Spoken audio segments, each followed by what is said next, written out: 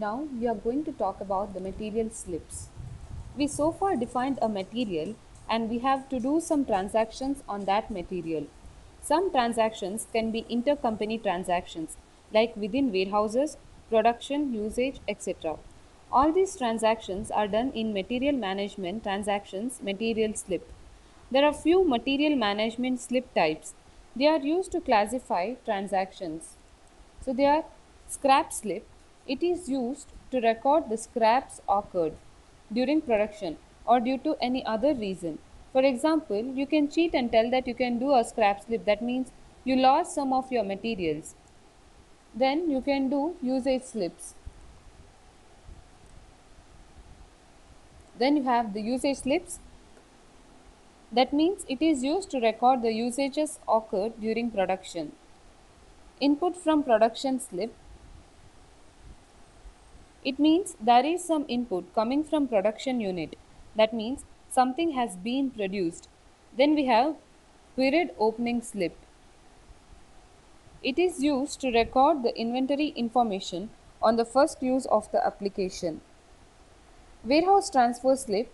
It is used to record the warehouse transactions between warehouses. Then cycle count surplus and deficit. It is used to record cycle count excess material and deficit. Then project input slip.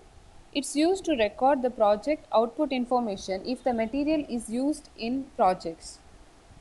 Then there are few user defined slips, that is material entry slip, output slip and transfer slip.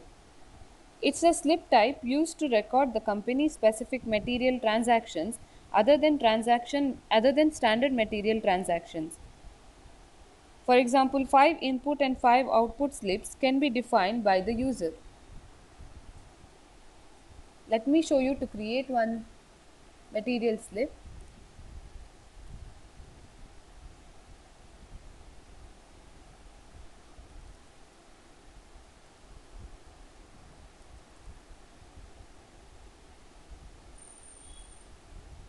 You should select the organizational unit and warehouse here.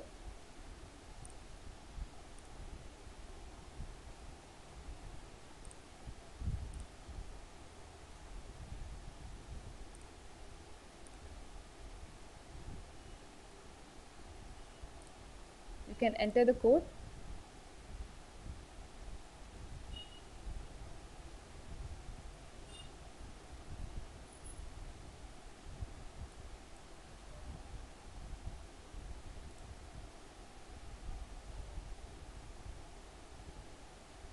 Now you have created a scrap slip. And you can also change the status of the scrap slip. If it is approved, so now it is in draft and you can change the status to approved.